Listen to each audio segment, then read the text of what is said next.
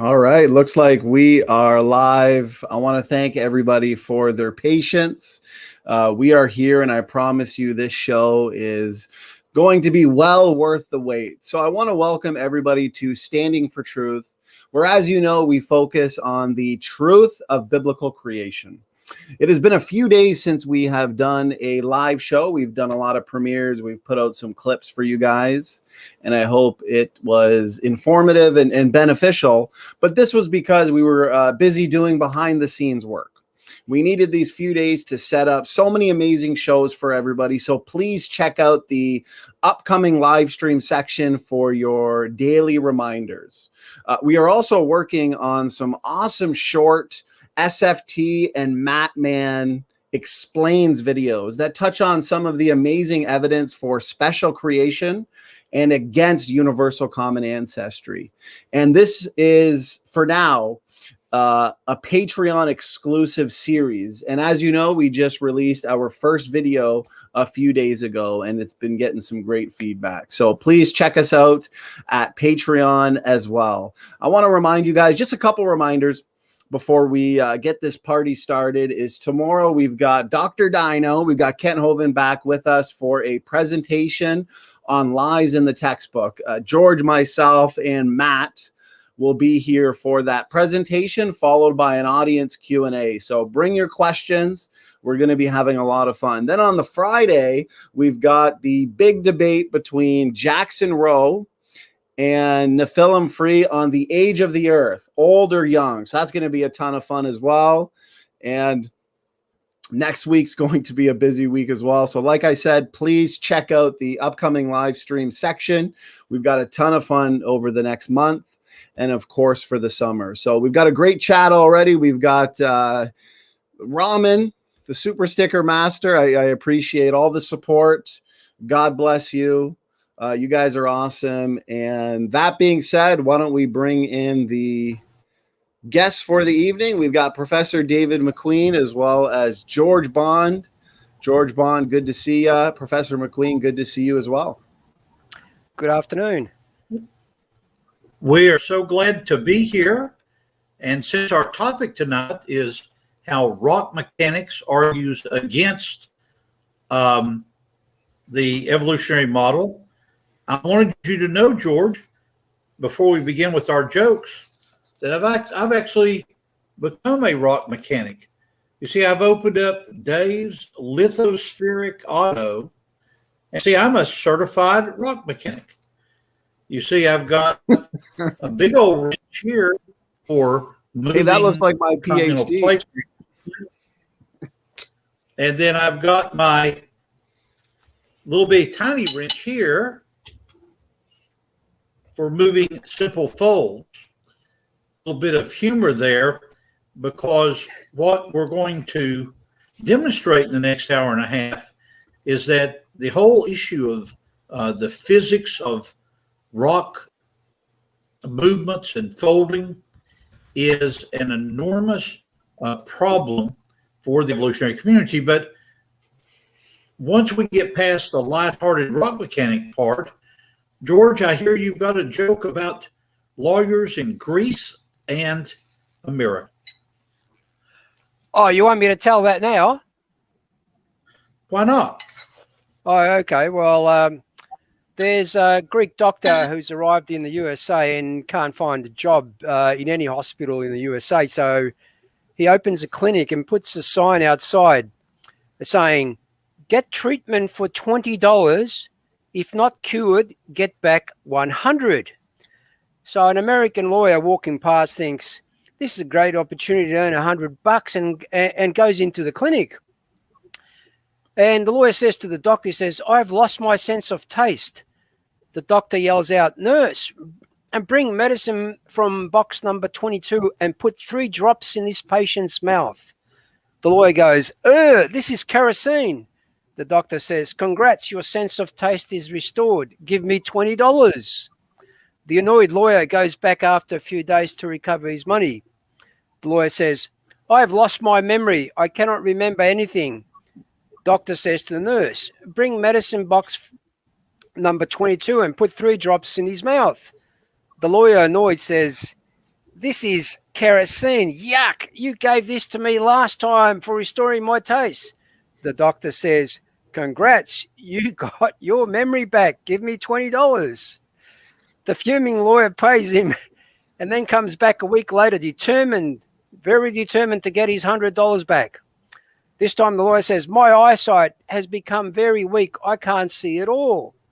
The Greek doctor says, I don't have any medicine for that, so take this $100 bill. The lawyer, staring at the note, says, but this is $10, not $100. The doctor says, congrats, your eyesight is restored. Give me $20. So the moral of the story is, don't try to outsmart a Greek. He'll always win. Yeah, very good. Very good. Standing for Truth, the way we'd like to proceed tonight is I want to give a 10-minute introduction to this issue, and then want to take one of the questions from the chat that you pile up week after week there in front of you there. And then after that, answering that question, I want to turn it over to George for his introduction using his marvelous screen sharing ability. We'll go on with that until the 30-minute break, and then George and I will pick up for another 30 minutes. I'll take my break at the 1 hour time today and let you and George chat.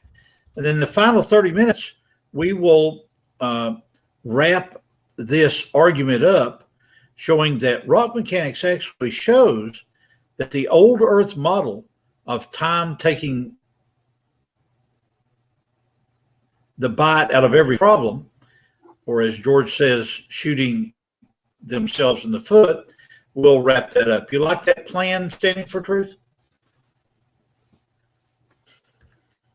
Oh, sorry, I was on mute. Yeah, I think that sounds great, Professor McQueen. I like that format. Good. I'll go ahead and begin with a 10-minute introduction, and I'll note the time stamp here on live feed. This issue of rock mechanics is a perfect venue for a trained engineer like my partner in crime, George, to address, because the concept of rock mechanics is no different than the mechanics of the stresses on a beam or the stresses on concrete. Now, the argument that we want to build tonight is one that has been put into a proverb by my friend, Dr. Gary Parker. The two viewpoints that you have about Earth's history is you have things that in the old viewpoint of evolutionary geology are small or old events occurring very slowly and long ago. The contrast is geologic catastrophism, where you've got events happening big and fast in the recent past. So small and slow long ago versus big and fast in the recent past. So how is that a contrast that's important in this issue of rock mechanics? Once again, George and I enjoy teaching the Standing for Truth audience. So George, get out your pen there and we'll learn some geologic lingo here. The part of geology that studies this whole issue of folding is called structural geology. And this is Billings' classic work. I'm so proud that this is a first edition that I picked up over the years that came out in the 40s.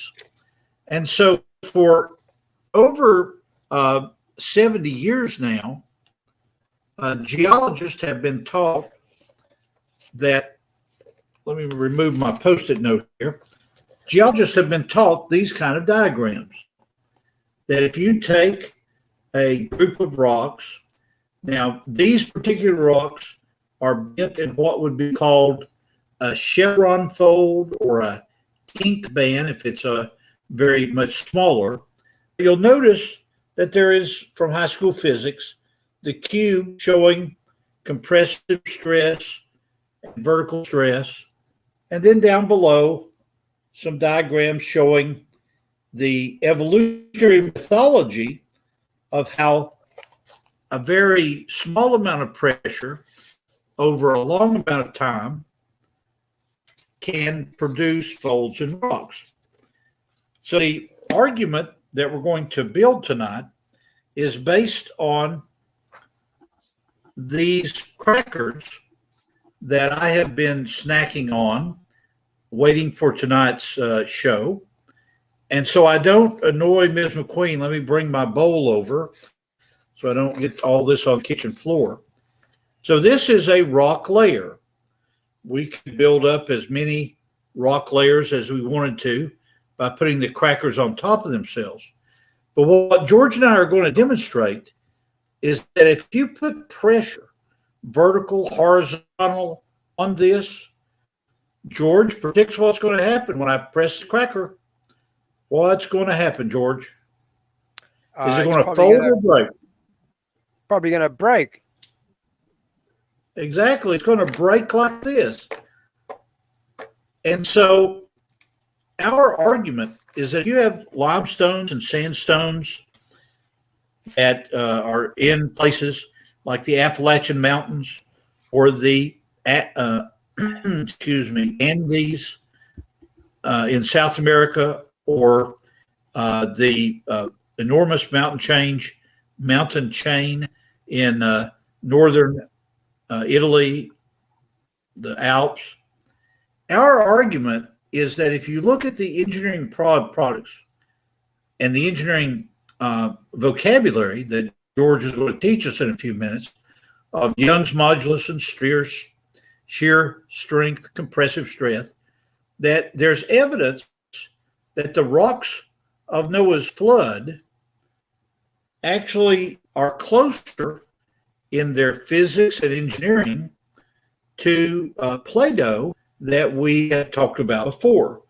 And so I can very easily, because of the nature of this Play-Doh, very interesting that 55 years ago, George, when I was doing some science fair work in high school, I actually calculated the Young's modulus of Play-Doh, and I was able to see that an anticlinal structure, like I'm illustrating here by squeezing the Play-Doh on both sides, can be easily done rapidly and within the constraints of what would be called the physical constants involved in it. My mother, who did not have the money to buy it, but she did buy it for me back in 1969, this thick book of the Handbook of Physical Constants. And in it are the geologic equivalent of what George is going to teach us about the shear strength and compressive strength of steel and other things like that. So you can flip in the pages of this book and see chart after chart of the physical characteristics of everything from conductivity to the physics of what is going on. Now let's refresh our memory about some geologic vocabulary and why this problem is so very significant. If you go to various guidebooks that deal with the Grand Canyon, we ordinarily show diagrams of the Coconino sandstone and so forth. Well, this is another part of the Grand Canyon that is put together in a guidebook that Steve Austin did years ago. You see they're flat-lying sedimentary rocks. They are sandstones, siltstones, and shales. And using my glass of marbles, which I took away from the grandsons the other day, whoops, I don't want to break the glass. Each one of these marbles here represents a sand grain. And so the floodwaters remove this sand, and obviously that sand is being moved by water in a catastrophic sense. Remember Dr. Parker's proverb here as we go through this. Do we see evidence of small, old physics going slow long ago? Or do we see evidence of very big continent-wide events, big and fast in the recent past? And so as I pour the water over the sand grains, as you see here in my cup, you can imagine them to be moved and washed away in the waters of the flood.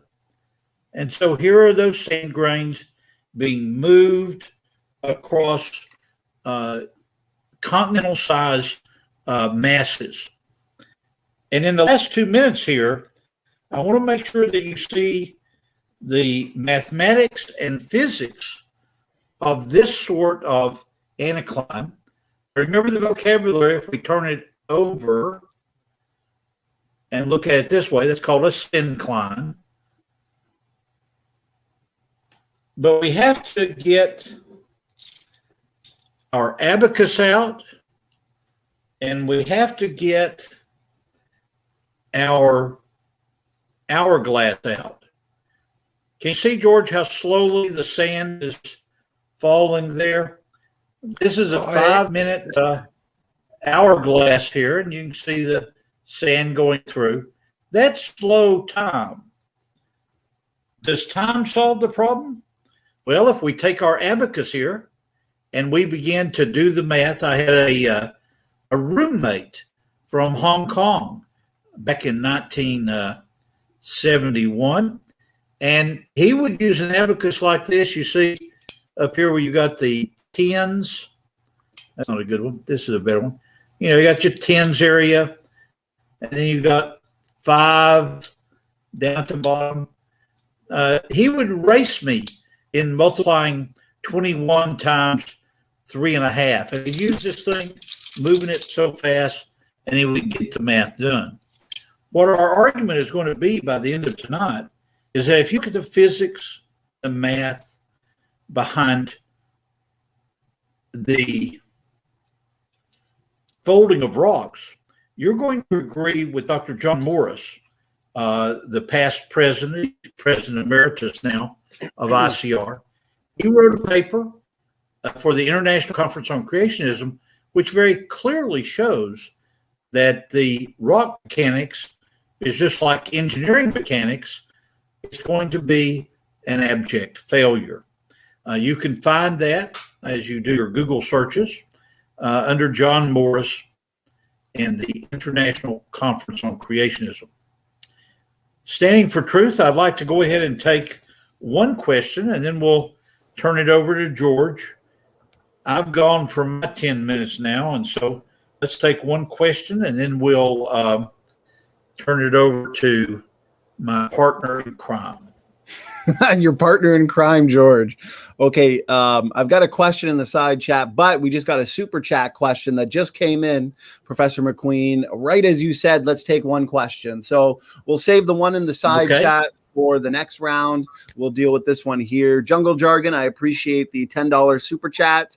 God bless you, brother. I appreciate the support. You guys are keeping us going full time and putting out so much content. So, Professor McQueen, the question is, the sediment deposits with many layers are said to have taken millions of years, and the Precambrian layers without many sediment layers is said to have taken billions of years. I guess, what are your thoughts on that, Professor McQueen? Yeah, in Jungle Jargon, I'll use this baking soda box as being the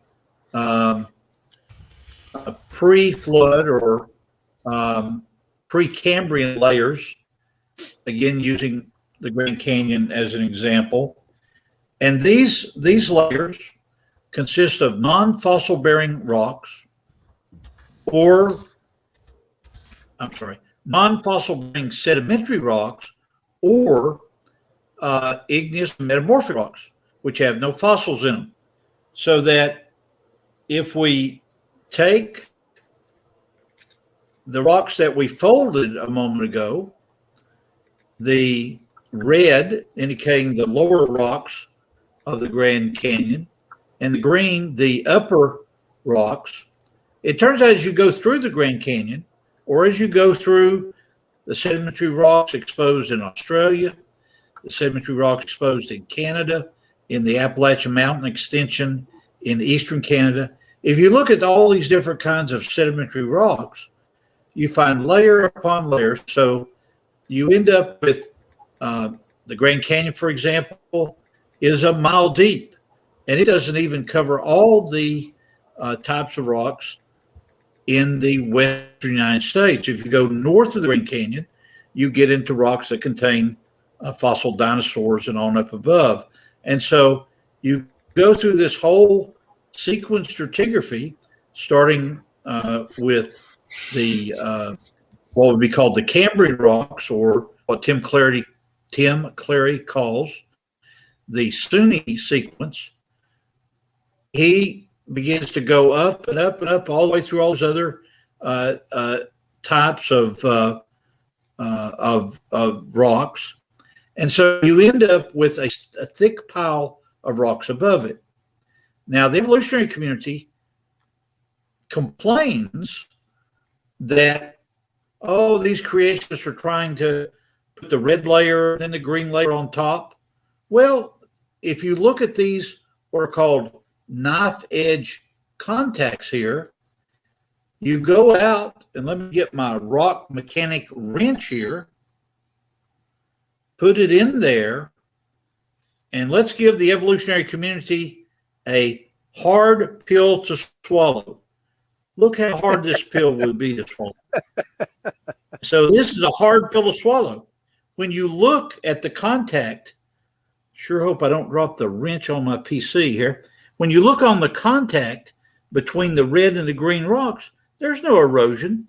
This is what geologists call a knife edge contact. That knife edge contact argues that those sedimentary rocks were not laid down slow and long ago, but in the recent past, very fast. Okay, I'm ready to turn it over to George now. If I'm allowed to tell one joke myself, standing for truth, may I? Before of course. Over to him. Of course, the floor is yours, Professor McQueen. Laughter is the best medicine.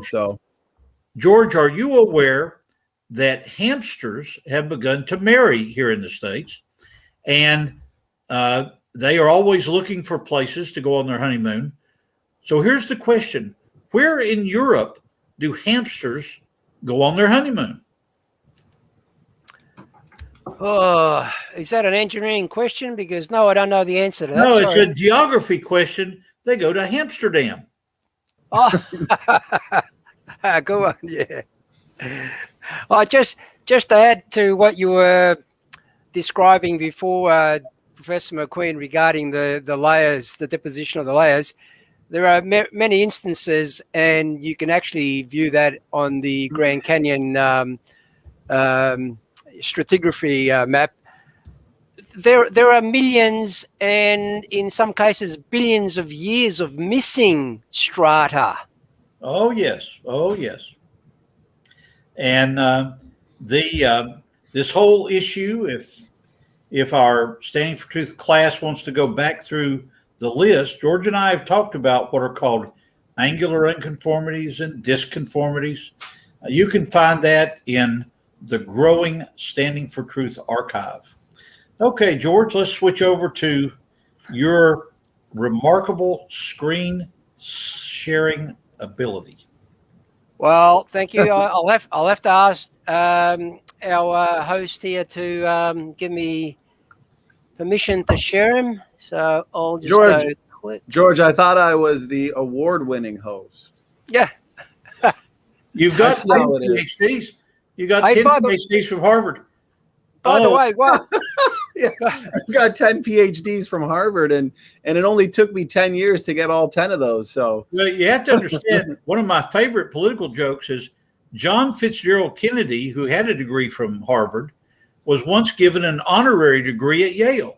And he said, now I've got the best of both worlds, a Harvard education and a Yale degree. Yeah, you can't go wrong with that. Okay, here we go, Brother George. I know how much you love to screen share these days, so the floor is yours. Amen. Thank you. Actually, while I was waiting for the live stream to occur, I saw at the corner of my eye the postman put something in my letterbox. I quickly ran out thinking it was that award. To my surprise, it was nothing more than a bill. Ha!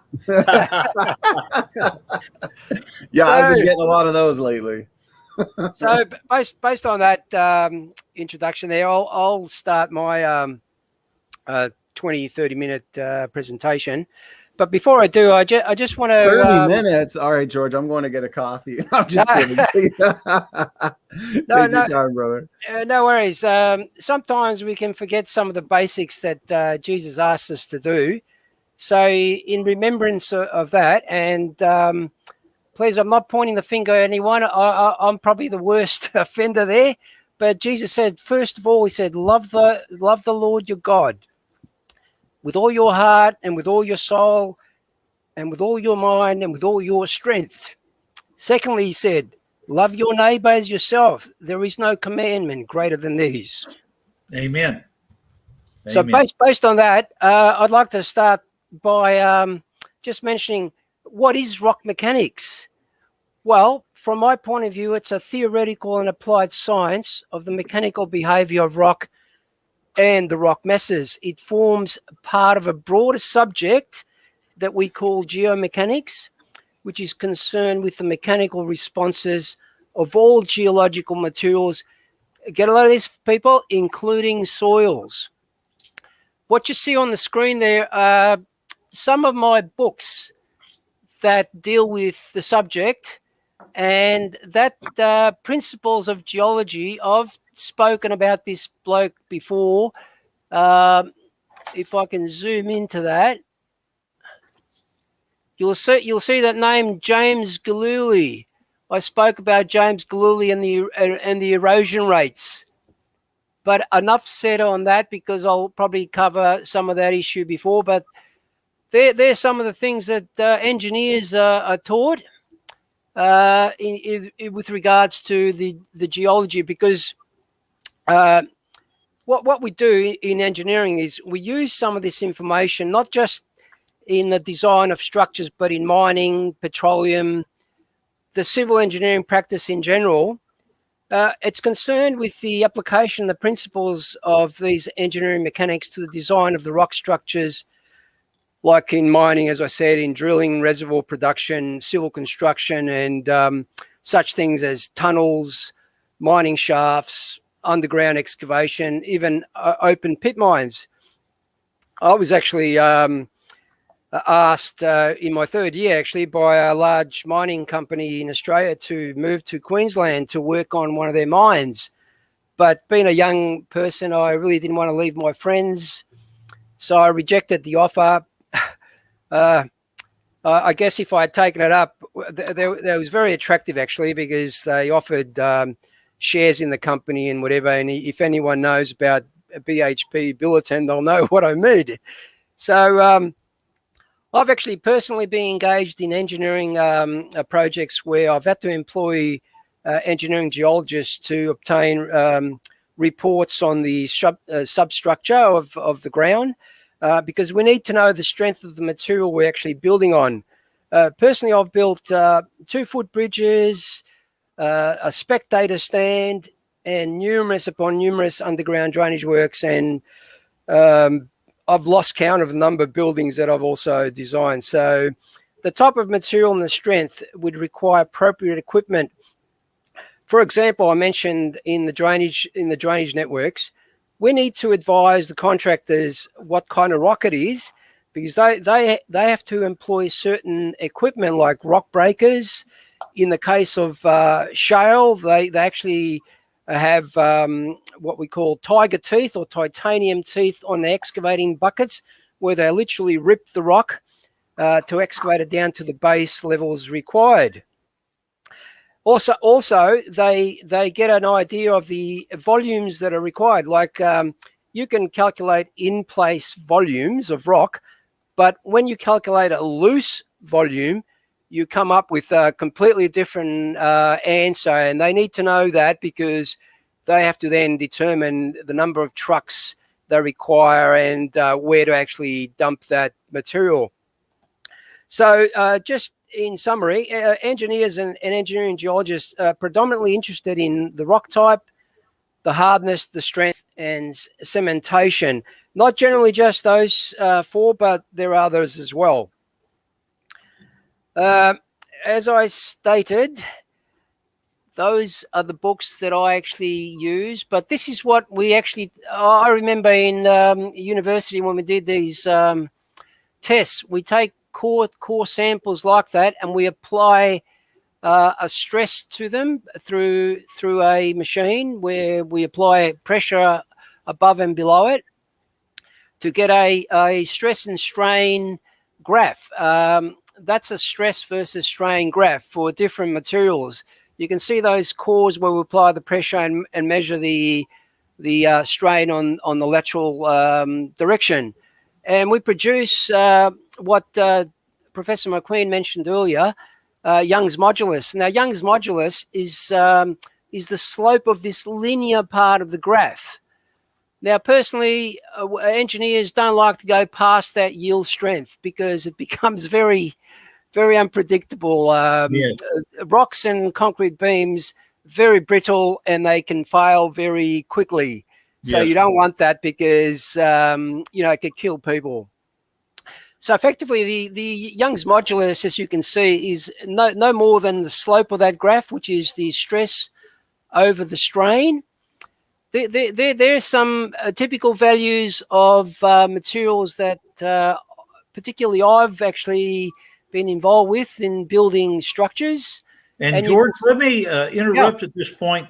Use your zoom function to zoom up on that because I want to make a comment about the Young's modulus of Plato.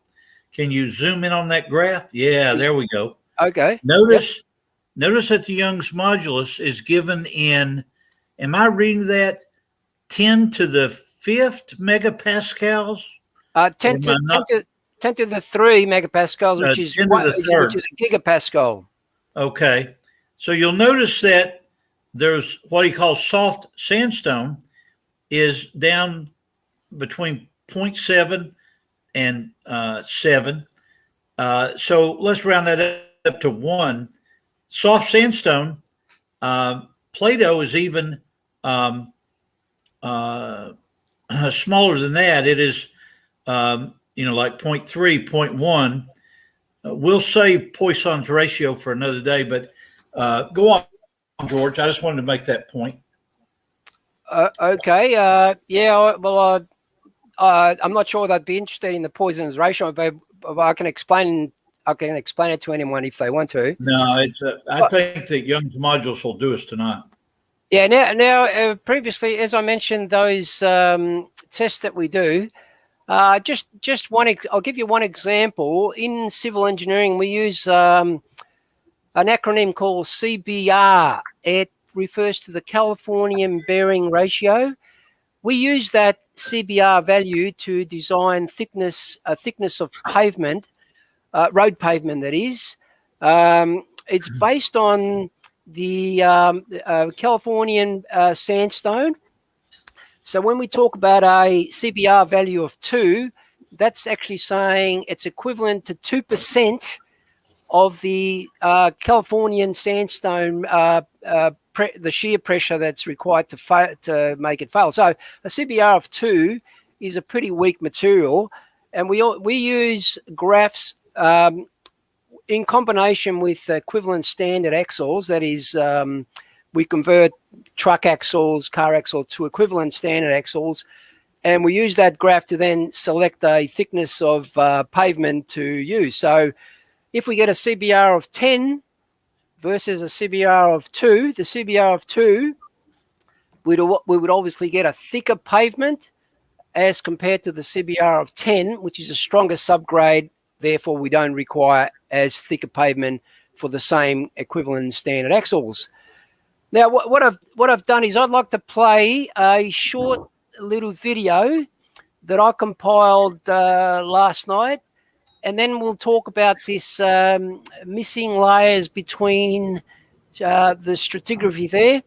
And George, yep. Just make sure, brother, that when you share the video that you clicked share audio when you originally shared your screen. Okay, well, the audio is really just some background music, so it really doesn't matter. Okay, but I'll see how we go. Let's see. But start it. I do want to try to impress. I do want to try to impress George. In the year 2000, I dipped my toe in civil engineering and took a class in concrete pavements and hot mix asphalt. So I've actually understand what you're saying, except the CBR stuff. I've done a lot of work with concrete and asphalt. I mean, I'll show you some examples of pre-stressed and post-tension beams later on. So okay, good. Hopefully, sorry to interrupt. That's okay. If we get enough time, I'll cover that subject. But this is only a 3-minute video, so just bear with me for 3 minutes.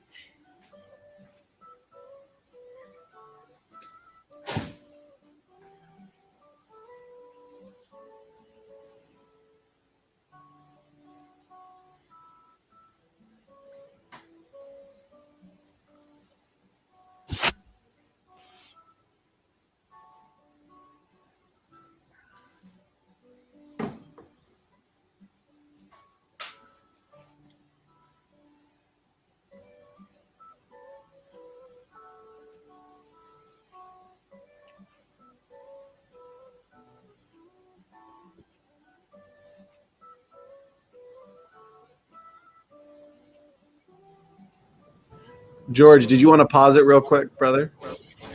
I just wanted to double check that I heard you correctly earlier. You don't mind that there's no sound, right? It's just the pictures? Yeah. It's just boring music in the background, just a bit of soothing music. But yeah. But why don't we can talk over it? You can. Yeah, George, if you want to, then you can always talk over the images, give some explanations if you'd like to. It's up to you. Or I could sing for everybody, but I might scare people away if I do that. Well, I'd like to say is through the ages, we all often hear people say that they were goat herders, they didn't know anything. But please note that as early back as these times, they knew the properties of rocks. As you can see there, they know that to create a structure like that, you need an arch. In that arch that you form there, those rocks are in compression. They've also done that, as you can see there, in the dome of that structure as well. That's also in compression. So they knew very well from very early that rock was very strong in its compressive state. So that's how they developed those arches. And then it progressed into more intricate structures like you'll see coming up. Our oldest daughter is an architect in the town of Lafayette, Louisiana, and she loves the arches with the capstones, and she's mystified by how they were able to move those stones for the pyramids all over the earth. Yeah, well, you'll notice with the pyramids, I mean, there's a lot of weight there, and one of the things we do in engineering is when we actually calculate the stresses, the foundational stresses, is we need to know the safe bearing capacity of the material we're actually building on. So these guys must have known a lot about those safe bearing capacities, because if they'd built a structure like that on soft material, that structure wouldn't last that long. The other thing too you should realize is they have to get that perfectly level. Otherwise, when you get to the top, you're not going to see nice angles like that. I'll show you one where they actually got it completely wrong. Hopefully, yep.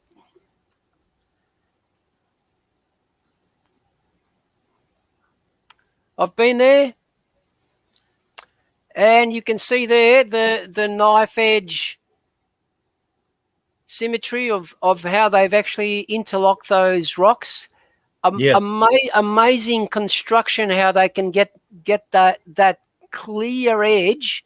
I believe people have said you can't even fit a sheet of paper in between that edge. That is an amazing feat.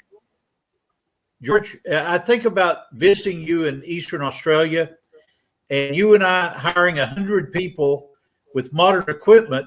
I don't think we could build that. I don't think that you and I, if we wanted to build an aqueduct or a road like that, couldn't do it.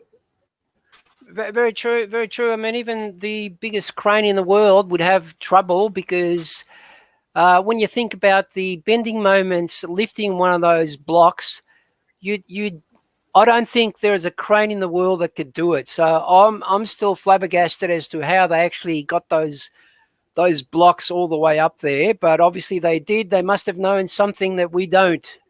And I've read lots of literature, and structural engineers who are more experienced than myself are still flabbergasted as to how those structures were actually built. You know, my ancestry comes from Scotland. Maybe we could come as Scots and enslave the Australians, and then you could build it like the old Egyptians did, one block on a ramp at a time. Here's the structure I was talking about. That's the Leaning Tower of Pisa. I think most people know it. I was there in 2013. I was having a conversation with my good friend John McKay, and I said, John, I go, knowing what I know now about engineering, I said, if I was involved in the design of that foundation, that tower there would not be leaning. And he says, George, he says, if you were there, he says, you would have killed off a big portion of the Italian tourism business. So it worked quite well from that point of view for the Italians. And by the way, when you could, I actually went out right up to the top there and rang that bell. Well, that's impressive. I don't think they allow people to get up there now because of safety issues. But yeah, I was able to do it back in, I think it was 1989. What we see here are caves, and often we get the question how caves formed, and Professor McQueen can talk about that. This is what I was talking about. This is what we call a pre-tension beam. It can also be a post-tension beam. What we actually do, we actually induce a curve or an opposite deflection on that beam. So when it's placed in situ on the structure and the loading sits on top of it, that deflection is reduced and it goes back to almost horizontal. What that does is it minimizes cracking on that lower edge, and makes the beam, it gives it a higher serviceability rating. So in other words, it'll last longer.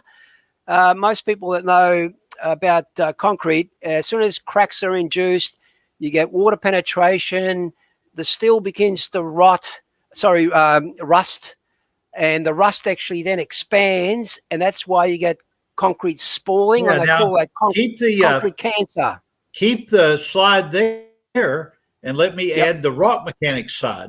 Imagine Okay. that to be a limestone unit, and the rebar rods that are going through there, imagine that to be different bedding layers.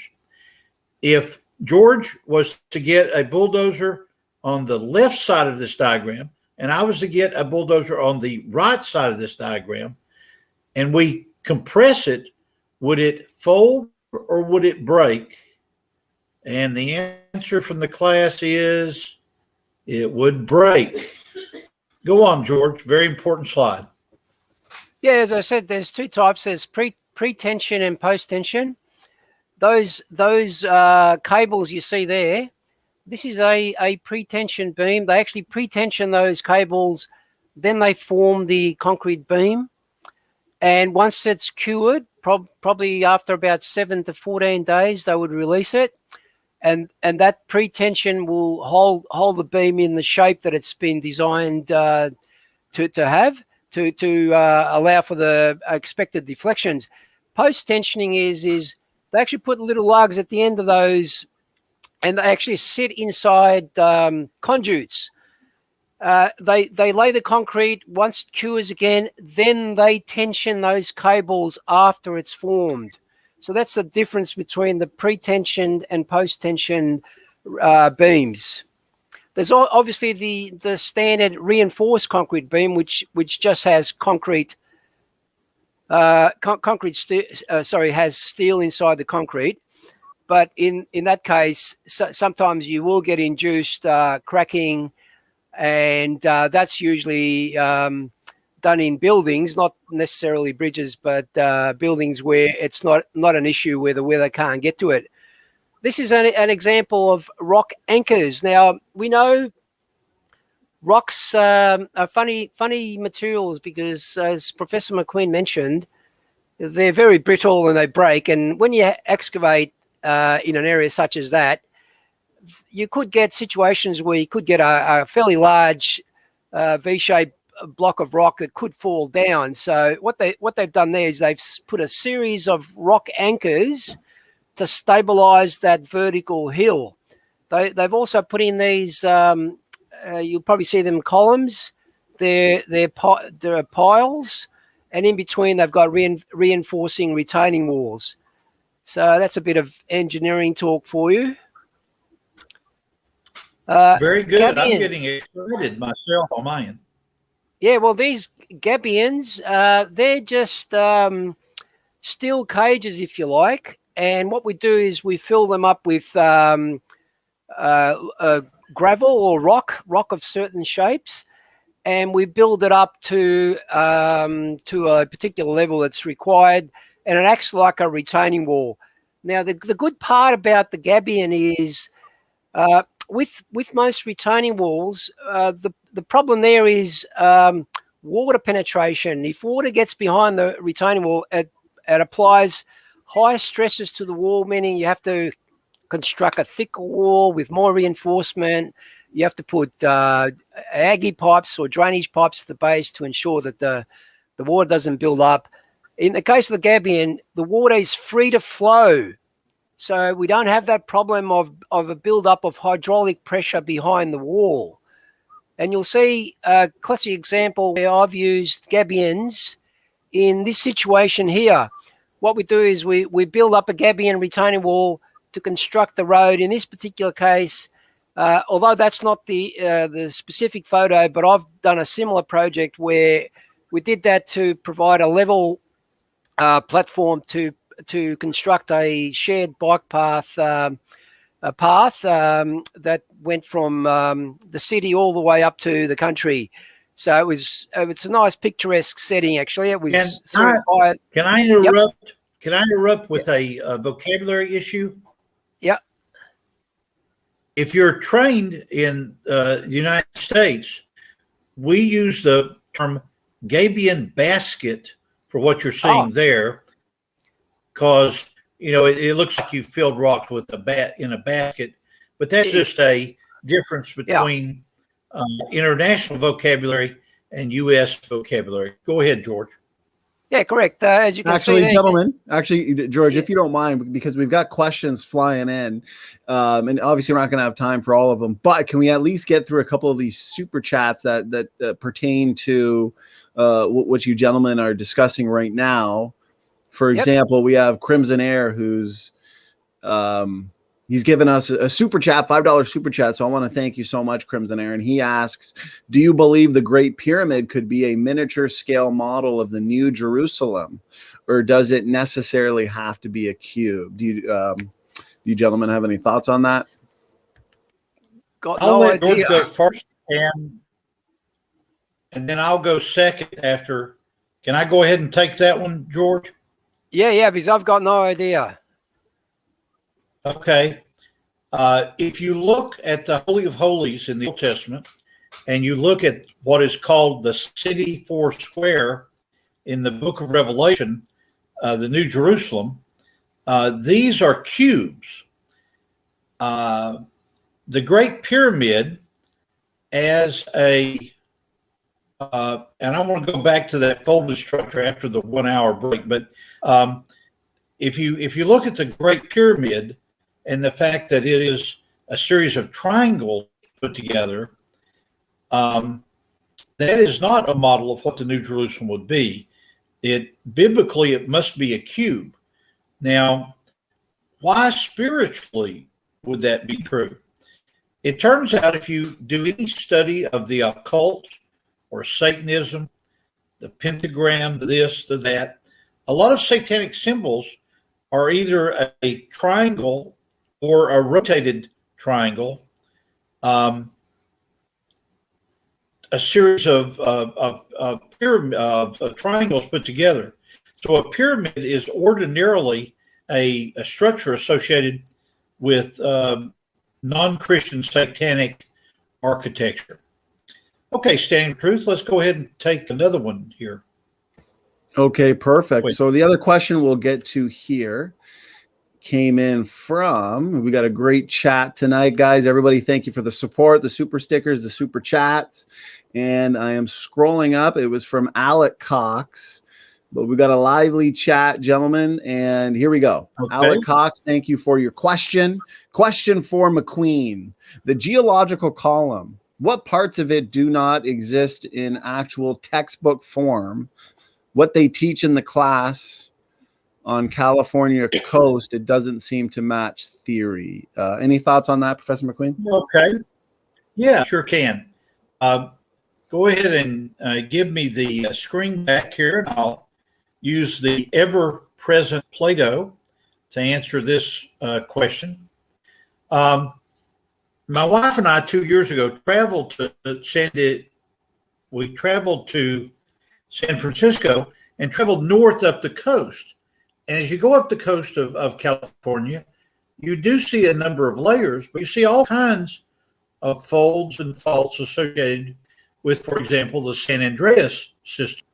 Now, the super chat question asked, does this actually match what you would expect from the Great Flood? And the answer is yes. The so-called missing layers that George is going to talk about after the 1 hour break, the missing layers in the Grand Canyon, illustrated by my holding the red above the green here, that missing layer is based on evolutionary theory. It's based on old age. It's based on the fact that as you go up in the Grand Canyon from Carry Out Some Dinner, Cambrian, Ordovician, Silurian, Devonian, as you go up through all that, and let's do it all the way through the Paleozoic, Cambrian, Ordovician, Silurian, Devonian, Mississippian, Pennsylvanian, Permian. Internationally, that would be called Carboniferous and then Permian. As you go up to those layers, you do not find all of those in the Grand Canyon. As George will show on a slide after the break, there are millions of years of missing time there. Why is it missing time? Because they don't find the index fossils in the red layer that would make it, for example, ordovician or something. Let's go back to the blue layer here. I think it's blue. Does that appear to be blue? Yeah, that's blue. Yep. Let's imagine that this is Cambrian. Well, the index fossil for Cambrian is a trilobite. So I have seen trilobites in the canyon as I've hiked it. So this is Cambrian. So then you keep going and looking for other fossils, and it's hard for me to find, but others have found it over the years. But then you get all the way up to the Coconino Sandstone, where there are reptile and amphibian footprints. Those footprints allow the evolutionary geologist to say, oh, the Coconino Sandstone is this million years. Can you see the circular reasoning? If I go and challenge one of my professors and say, how do you know this is 500 million years old? Oh, it's got a trilobite in it, so that makes it Cambrian, and therefore it's 500 to 600 million years old. And then I say, but wait, then how do you know that it's that old? Oh, we go in a circular argument. We go back and say, we know it's old because the fossil is there. But the fossil tells us this. Can you see, George, the circular reasoning that I'm discussing? Oh yeah. Well, they use circular reasoning for a lot of things, not just that. But yeah, I agree with you. Well, we're up to almost the hour mark, Professor McQueen. Do you want to take your break? And when we come back, when we come back, I'd like us to cover anticlines, because there's a lot to be said about anticlines. Oh yes, and synclines, and synclines for that matter. Yeah, anticlines and synclines go together. So you guys enjoy your chat, and I'll be back in 5 minutes, friends. Go ahead and drop my audio video there. I got to say that hour flew by, George. When you just pointed out that it's been an hour, I thought, what? So great information. I think a topic like this and all the fascinating information that you're presenting, George, and as a result, so many of the great questions coming in from the audience, this could be a two-parter, I think, just to get all that information out to everybody. So great presentation so far, brother. Thank you. I saw a comment in the chat from ComCal Ministries about the California dropping into the sea. Now, I've done a fair bit of research on this climate change subject, and yeah, okay, I found it now. Now we know that water finds its own level. Okay, so we would expect the level of the water to be at one specific level across the entire globe. However, what we find, there are instances of sea level rise, but when you look at the gradient of the graph, it's fairly constant. There's no sharp increases that correspond with the notion that CO2 could be causing it. But the interesting part was in Stockholm, Sweden, the actual sea level is dropping. And in, where was it? Yes, Crescent City, California, the sea level is also dropping. So if the sea level is dropping, that means the land must be going up. This whole thing is, we do see tectonic plate movements. This is nothing more than tectonic plates going up and down. Sea level might be going up, but it's only in certain places, and it's gradual. So there's no indication that CO2 could be causing it. If it was, you'd see a marked increase in that slope. But anyway, I'm digressing from the subject. I thought I'd just answer that for ComCal. No, that's great, George. That's great. I also want to let anybody know, because we've got every day we're getting a lot of new subscribers, people that are new to the channel, with a lot of great questions in terms of our content, where they can find specific videos or specific answers to common questions from the critics.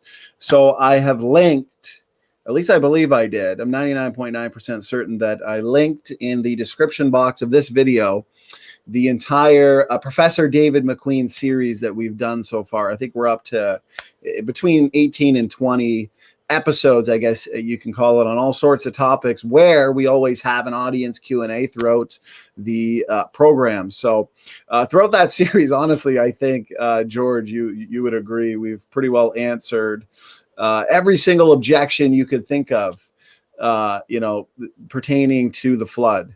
And to any new subscribers, or a lot of times it's beneficial to hear an answer to a question that possibly we've already asked in the past, but I think it's beneficial to hear those answers again. So feel free, to the audience, ask any question, and we are happy to answer it. And also, that being said, reminder, we've got more people in the chat.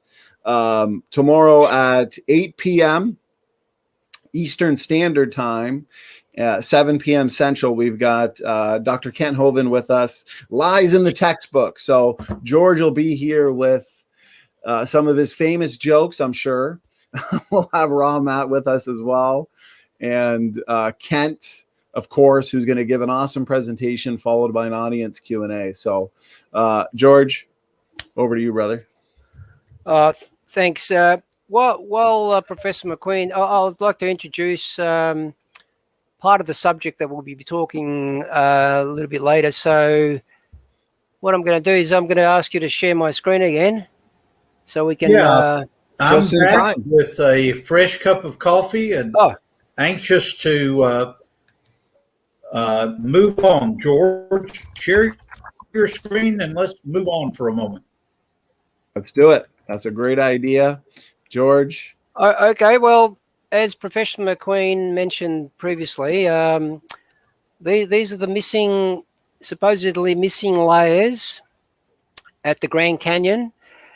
You will notice one of the actual explanations they use is erosion, but you'll also note the knife edge contacts between the subsequent layers. So if erosion did occur, why is it so clean? And we're talking like millions of years, as you can see there, 6 million years of missing layers. So in 6 million years, you're telling me that you haven't got a jagged edge along that particular line, or if you go right down the bottom, 1 billion years of missing layers, surely you would expect some erosion between those layers, and you'd see it. One of the other things, I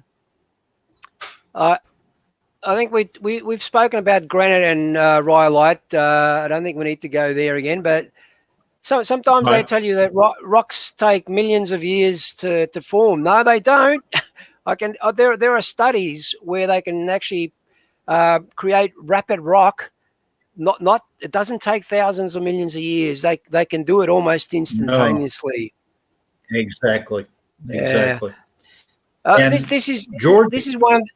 is another problem there, David. You'll see that's our good friend Joseph Hubbard. You'll notice, I'm not sure the place he's at, but that particular rock on his right, our left, is dated at 500 million years old, while the section that he's pointing to, his left, our right, is 1.5 billion years. So how can that be? They could say that, well, that section uplifted, there might be a fault there, but look at the base. The base of that particular picture there, it's all homogeneous. It's a monolithic material. There's no evidence that there's a. Yep. Sorry. That's okay. Leave that up there, and let's talk about the rock mechanics of it. Go ahead and bring it back. If you look right above his hat, you will see what should be, if the evolutionary viewpoint is true, a fault plane. Well, it turns out that George and I could go in and make those cores like he has shown you before. That would be parallel to has his arm outstretched there. And we could look for evidences of stresses and strains in the rocks and the minerals within them. And often you don't find any evidence at all. So what is called a fault is not actually a fault. So go ahead and give well, actually, George, could you go back or forward to that great anticlinal structure that you've had? And I'd like yeah. I just want to make one more point. I'd like to, What we also yes, find as evidence, we find polystrate fossils, and I'm talking like nautiloids and brachiopods. In the case of the Grand Canyon, Steve Austin initially found these nautiloids in the standing position. Now, at the deposition rates, they tell us that it happened. You couldn't possibly imagine that a nautiloid could sit there patiently for 10,000 years while it's been buried slowly by limestone. But also in the case of the Hunstanton Cliffs, where Joe Hubbard actually found some brachiopods, they calculated based on secular time rates that brachiopod was buried at 0.002 millimeters per year. Now, 0.002 millimeters per year, you could hold your forefinger, your index finger, to your thumb, and I guarantee you probably won't be able to actually show 0.002 millimeters. So it's ridiculous. It is absolutely ridiculous. But now to go to the particular case that Professor McQueen's talking about, the anticlines.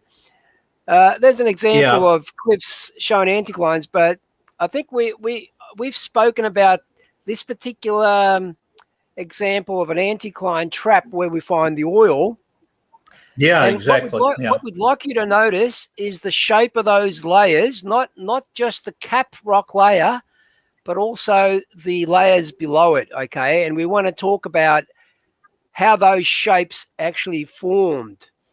The secular explanation is they formed deep into the ground, and I've got papers that show that the shale can actually bend in its ductile state at approximately 4.5 to 7 kilometers in depth. So the problem here is we find these oil traps at around 2 kilometers depth, which means up to 7 kilometers of material or overburden would have had to erode for that particular scenario to occur. So the questions here are, what happened to the 7 kilometers, the 5 kilometers of eroded material, which represents, by the way, approximately 83 to 100 million years of secular timeline? And if that did erode, why do we still find fossils in particular that lived during those times? Okay, well, and we can talk about that.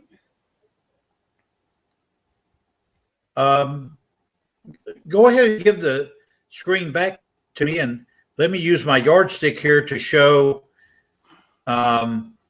just the truth of what George has pointed out. Here we have an ordinary meter stick or yardstick, depending on what metric system or English system you're using.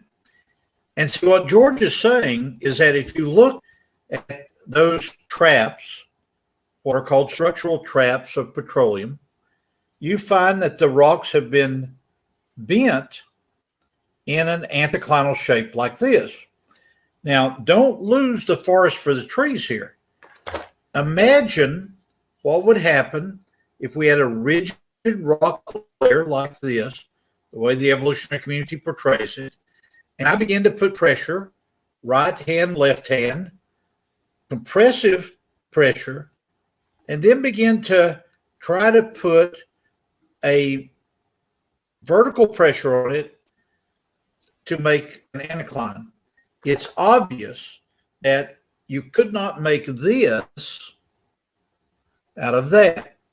And so I'd like to challenge the geophysicists that might watch this in the future to debate George and I in July or August on this issue of the rock mechanics, of the structural geology of folds, because this is a very clear, hard pill for the evolutionary community to swallow, because there's simply no way, George, right, from an engineering standpoint, that you could get a rigid structure like this near the surface, as you pointed out, to fold. Right, George? Yes, correct. I think the young creation explanation, the flood scenario, is the better explanation, where we can actually say that those layers were moist, and during the creation of the mountains, where there would have been horizontal forces, those layers could easily have bent in that shape without fracturing, without it being 7 kilometers below the earth. Now, Exactly. I've got some. Sorry, can I just show a few more? A few more only photos. have 15 minutes left. We only have 15 minutes left in the hour and a half. Could we take one more question before you show more photos, George? Well, you can answer the question while I'm sharing the screen. Okay, Stand for Truth, go ahead and give me another question, please. Sure. And gentlemen, if we need to take an extra 5 minutes, 10 minutes, that's fine as well, because as always, time is flying by. So one of these questions that we have here: does the flood explain, Professor McQueen, the formation of the Caribbean islands? What's your position on that exactly? Yes. If you go to the Caribbean, off the east and the south coast of America near Florida, you find one group of islands called the Bahama Islands, and one of the islands there is called Andros Island. Well, if you look and you substitute, remember I used this to be sand grains before. If you make these marbles small bits of calcium carbonate, and then we take our base soda that we've talked about before as the base, and then we react that so that you get calcium carbonate, not sodium bicarbonate. That group of rocks can precipitate from the ocean very rapidly. Now, a topic that George and I introduced last week about Charles Darwin's ideas about the formation of coral reefs are not as big a problem as you might think. There are some coral reefs, obviously, in the Caribbean. But let's focus on the limestone. The limestone can geochemically precipitate out very quickly and form an island like Andros Island with a type of limestone called micrite. Okay, Standing for Truth, back to you and George for the next sequence. Can you share my screen, please, Standing? You're all shared, brother. Go ahead. I can't see it. Oh, here we go. Yeah. All right. So you'll see that photo there. Shows Great exactly photo. what Professor McQueen is talking about. That's the anticline, and to the left of it is the syncline. So how do we know it's water deposited? Well, it would need to be moist. Horizontal pressure on either side could actually deform it in that particular shape. But you look at this boulder here. What I'd like you to see and notice is the layer below the boulder. You see how it's deformed? That could only deform if it was soft. It can't deform in that shape if it was hard. And then you look at the layer above the boulder as actually laid over the top of it in that anticline shape. And similarly, some of the layers above it. So this boulder could only have been deposited in that location while everything was still moist and wet.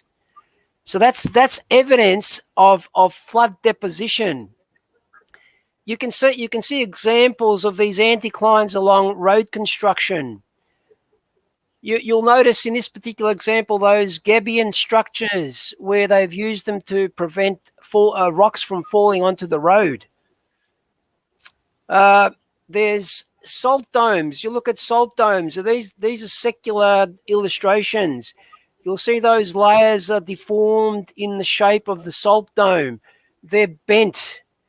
Not just the layer above it, but the layers that are actually to the side of it as well. That salt dome could only have risen through that structure if they were still moist. Okay, I talked about rapid rock. There's been experiments. This is a great example, actually, where it happened in. Actually, we'll talk about we often hear this question about sand dunes. How the sandstones could be laid in that particular layer? Often the secular explanation is they were caused by wind rather than water. Well, creation scientists have actually done testing on this, and based on the RHO value, that's the thermal resistivity. They've determined, and the angle of the layers, by the way, a desert sand dune is deposited at an angle of repose of 32 degrees. An angle of repose is the free angle that the material will sit there. Okay, when they compared that with sand deposited by water, the average angle was around 20 degrees. This fits within the paradigm that they found at the Coconino sandstone. So that they've measured over 200 angles, as you can see there, and found an average of only about 20 degrees. Okay, now, let's make sure, before you go on to the next one, let's make sure Standing for Truth has his assignment. Please try to find in the next 2 months somebody that will debate George and I on this whole issue of rock mechanics, and whether it's the components of an earthen dam like that and the characteristics of that, or more importantly, those anticlines and synclines. Standing for Truth, see if you can find somebody that's willing to defend the old earth explanation for that kind of rock mechanics. Is that a good assignment for you, my friend? I love it. I'd be happy to, Professor McQueen. That's what I live for, setting up discussions and debates. So you've... Okay, back to you, George. Okay, well, I just want to finish off with something that engineers look at really carefully, and that's the destructive power of water. You'll notice that there's specific engineering that goes towards the construction of a dam. I'm not going to go through the details, but you can see that there are different components of an earth. This is in particular an earth dam wall. But they need to consider a number of other things like seepage under the wall. And I've actually been involved in experiments where we've looked at seepage under a dam wall and how it actually behaves. But you'll see in that particular picture there, they're constructing a spillway.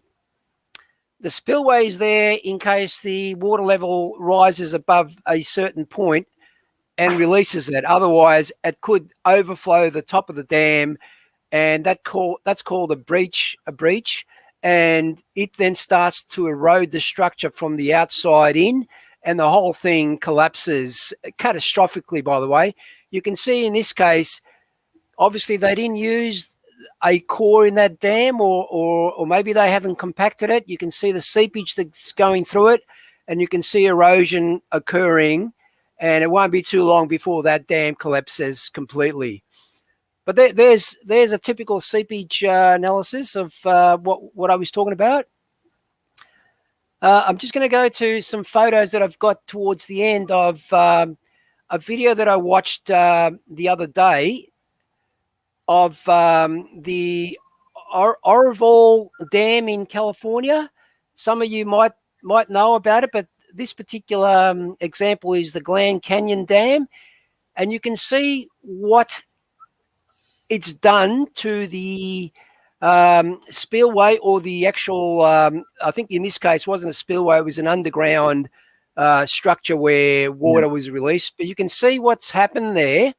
It's eroded it like it was hot water to butter. The destructive power of water is amazing when you actually view it for yourself. And some of you that have been trained in the States may have heard about cavitation. The kind of I'm going to talk about that. The kind of water that he's talking about, moving so quickly, produces a physical characteristic called cavitation. Really rips things up, doesn't it, George? Yes, correct. I was actually going to mention that there are probably four erosion types that people, at engineers, actually look for and try and design to minimize and maybe eliminate. But in this particular case, you'll see the Oroville Dam in California. What happened there was they had unseasonal weather at that particular time, and they were concerned that the water might overflow the dam, and they decided to release some of it through the spillway. But what they've noticed is there were some around about that particular level there where my pointer is moving. They found some. Sorry, this was after the effect. That they actually found some cracking in the concrete structure, and that cracking allowed water to seep under the slab. And this is the result of it. This is just one photo, right? You'll notice. We can talk about the Niagara Falls, but that's the cavitation that David was talking about. You'll see at the base of the Niagara Falls there.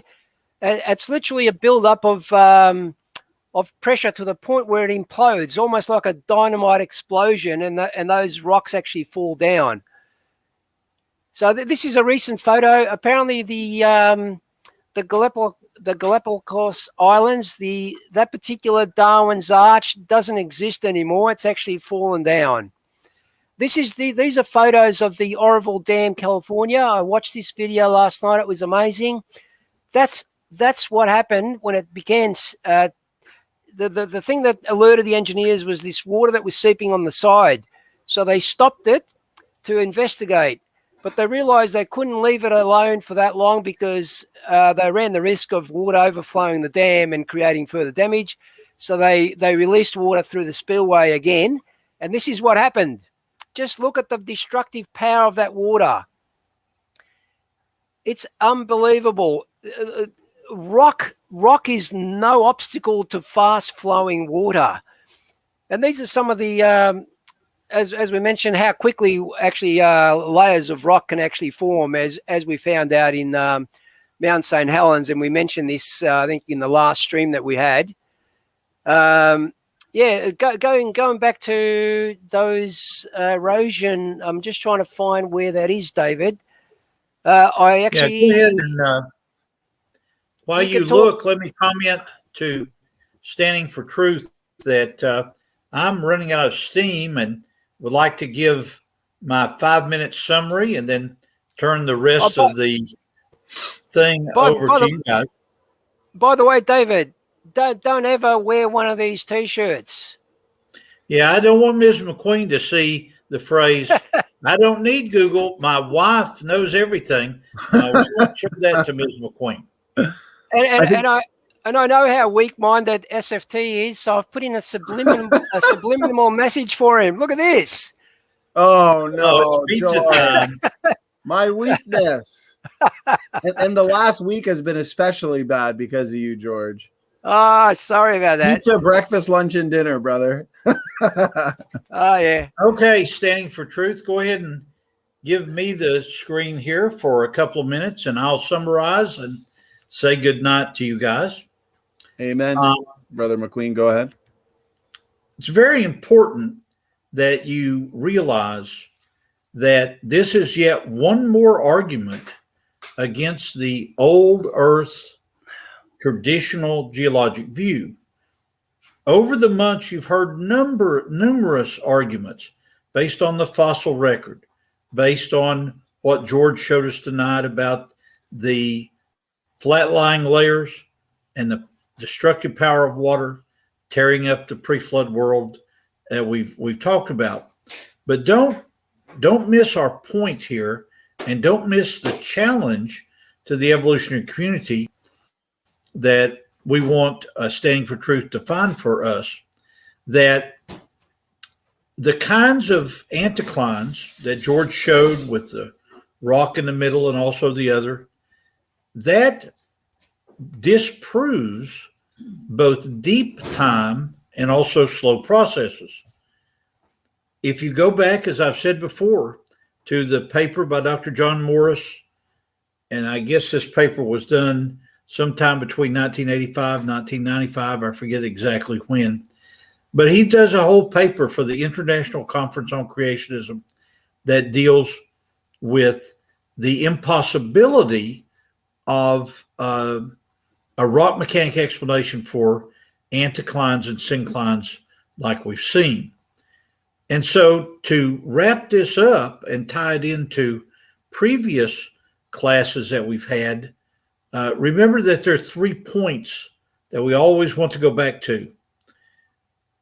Standing for Truth gathers new participants, new members of the audience, or what I think of as members of our class, week after week after week.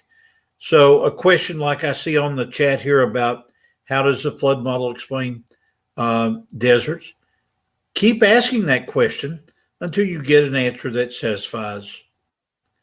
Secondly, remember that the only observer of what happened in creation and the flood, for creation, it's God himself teaching Adam what happened.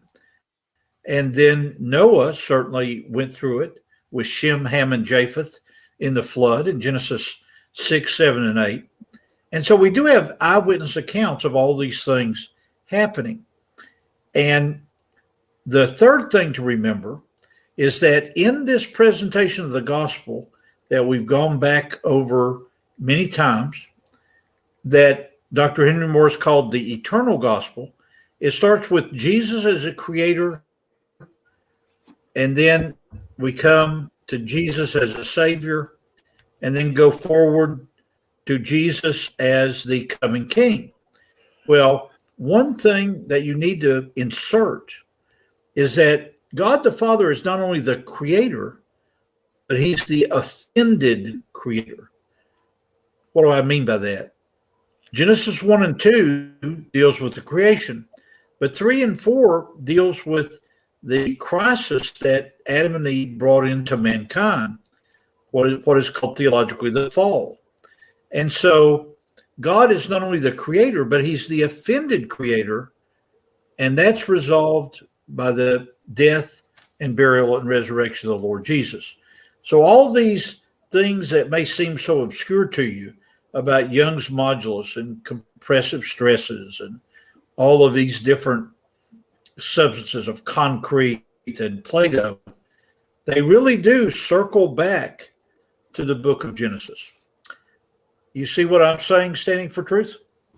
Amen. Amen. Well said, as usual, Professor McQueen. And I like how you pointed out these questions are very important. And since we've always got new viewers, new people joining us and joining the classroom with you, Professor McQueen, we want them to know that they should feel free to ask whatever question is on their mind so they can get a satisfying answer. That's so well exactly said, right. Professor McQueen. Before I ask to leave the room, I want to thank you, George, for such a good presentation. No, that's quite all right, David. I just want to finish off on two things. I spoke about the destructive power of water. You stole a bit of my thunder, but that's okay. That's okay. Now from to reward you, George, I'm going to leave the room, and then you can have the floor, my friend.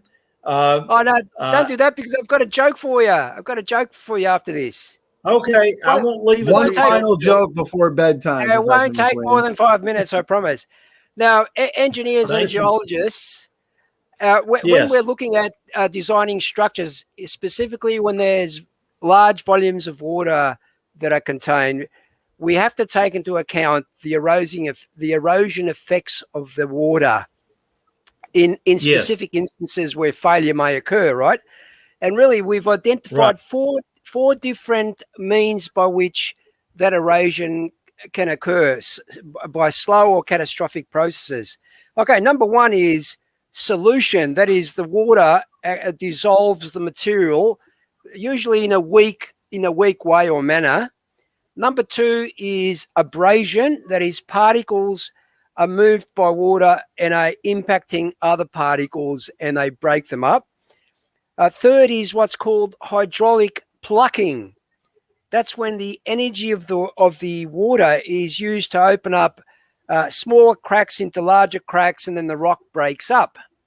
Now, number four, Professor McQueen touched on it. It's called cavitation. And correct me if I'm wrong here, Professor. Cavitation involves a buildup of vacuum air bubbles that form downstream of a substance or material. That's usually. And here's an illustration of that, George. And water has to be flowing. Yeah, and water has to be flowing at approximately probably around 20 feet per second, I believe, or 7 meters per second. What this does is it causes a low pressure that literally explodes or implodes and causes what you saw in that illustration I showed with the Niagara Falls. Yeah. So here's a stationary column of water with my marbles in it. And let me wipe this one off. You see, this is a huge marble here. But if you have this rapidly flowing 7 meters that he was talking about there, this rock will blast out of the rest of it and begin to move down. And in the case of the engineering of dams like the Hoover Dam and other places around the world, as George said, this size rock, these huge things, actually tear up the structure and is part of an erosion event. Right, George? Yes, and true to my promise, David, I'll finish off with a joke, okay? There are three guys were out walking. They must have been old guys because you'll get this. The first guy says, "Windy, isn't it?" The second guy says, "No, it's Thursday." The third guy says, "So am I," he says. I say, "Let's go get a beer." As bad as my hearing is, I could have sworn you did say Wednesday instead of windy. That's good, my friends. Really? Good night to you. We will see you next week. God bless David, and say hello to Shirley. I will do that. God bless you, brother. Sir. Okay, well, there goes another hour and 35 minutes. Wow, that really flew by. And we've had a good chat with a lot of good support. Thank you so much for the super stickers, super chats. George, as always, brother, phenomenal job, fantastic research. I imagine we'll probably continue this into next week in the form of a part 2, but we'll discuss that, I guess, behind the scenes. So to everybody in the audience, bring your questions for tomorrow. We've got Ken Hovind with us at 8 p.m. EST. He'll be giving a presentation on lies in the textbook, and then we're going to have an audience Q&A. So it's going to be a lot of fun. And on Friday, we've got Jackson Rowe, who I debated last week, getting a lot of good feedback. I think it's got 1.3 thousand views or something. Lots of fun. Check that out if you haven't yet seen it. But he'll be back with us on Friday. Jackson Rowe will be debating the film free on age of the earth, young or old. So that's going to be a lot of fun. Also into next month, a couple exciting debates that I just recently put up on the channel. I'm just going to check exactly what days they are so I don't give wrong information. Okay, so June 15th, does the Bible teach a young earth? CJ Cox will be debating Dr. Kenny Rhodes from Reasons to Believe. So that's going to be a lot of fun, as well as John Maddox will be here debating intelligent design with Jackson Rowe. So that's going to be a lot of fun. And I'm really pumped for the 28th of May, 6 o'clock. We've got the entire creation research team here. George, I think you might be here as well, brother. Or actually, no, that might be too. Is that going to be too early for you? I don't know. But Origin of Races.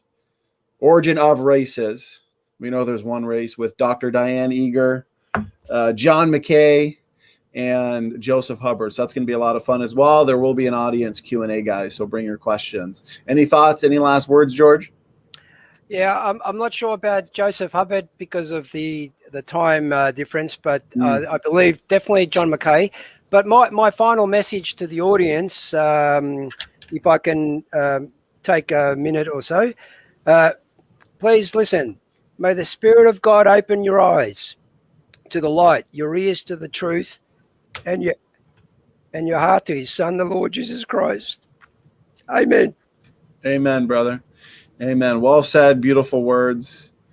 And a beautiful way, a perfect way to end a must-watch stream and a great presentation, George. As always, fantastic job.